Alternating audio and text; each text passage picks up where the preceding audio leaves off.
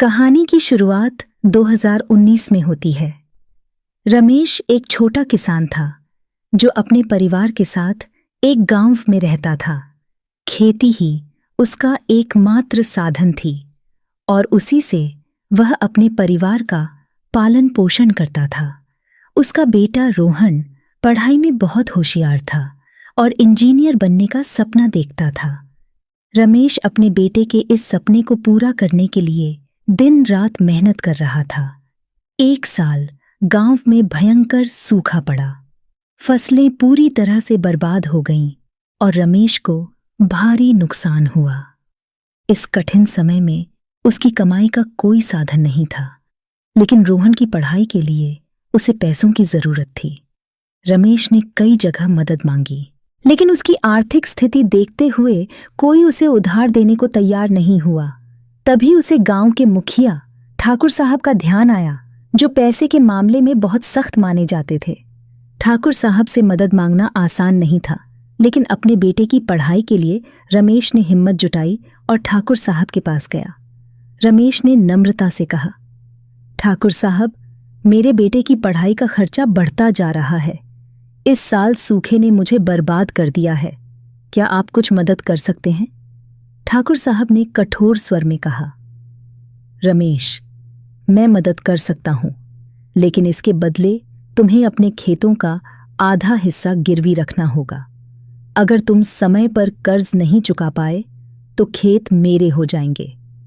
रमेश के पास कोई और रास्ता नहीं था, इसलिए उसने यह शर्त मान ली और ठाकुर साहब से उधार लिया। रमेश ने उधार की रकम से रोहन की पढ़ाई का खर्चा पूरा किया। रोहन ने भी अपने पिता के संघर्ष को देखकर और भी मेहनत करनी शुरू कर दी। उसने अपनी पढ़ाई में खूब मेहनत की और आखिरकार इंजीनियरिंग कॉलेज में दाखिला पा लिया। समय बीतता गया और रमेश के लिए कर्ज चुकाना कठिन होता जा रहा था। एक दिन ठाकुर साहब कर्ज वसूलने के लिए रमेश के घर पहुंचे और उसे खेत का आधा हिस्सा देने के लिए कहा। रमेश निराश था, लेकिन मजबूर भी। ठाकुर साहब के बेटे विजय, जो उस समय शहर से पढ़ाई कर वापस आया था, ये सब देख रहा था। उसने रमेश के हालात को समझा और अपने पिता से कहा, पिताजी, क्या आपने कभी सोचा है कि अगर हम रमेश चाचा की जगह होते तो क्या करते? ठाकुर साहब ने गुस्से से कहा, विजय, यह सिर्फ व्यापार है। खेती करना तुम्हें नहीं आता, इसलिए यह भावुक बातें छोड़ दो। विजय ने नम्रता से जवाब दिया, पिताजी, व्यापार के साथ साथ इंसानियत भी जरूरी होती है। रमेश चाचा ने यह कर्ज अपनी मजबूरी में लिया है और अगर हम उनकी मदद करें तो एक अच्छे काम का हिस्सा बनेंगे। विजय की बातों ने ठाकुर साहब को सोचने पर मजबूर कर दिया। थोड़ी देर बाद उन्होंने रमेश का कर्ज माफ कर दिया और कहा, रमेश, तुम्हारा खेत तुम्हारा ही रहेगा। मुझे तुम्हारी मेहनत और तुम्हारे बेटे की लगन को देखकर गर्व महसूस होता है। रमेश की आंखों में आंसू थे। उसने ठाकुर साहब और विजय का धन्यवाद किया और कहा,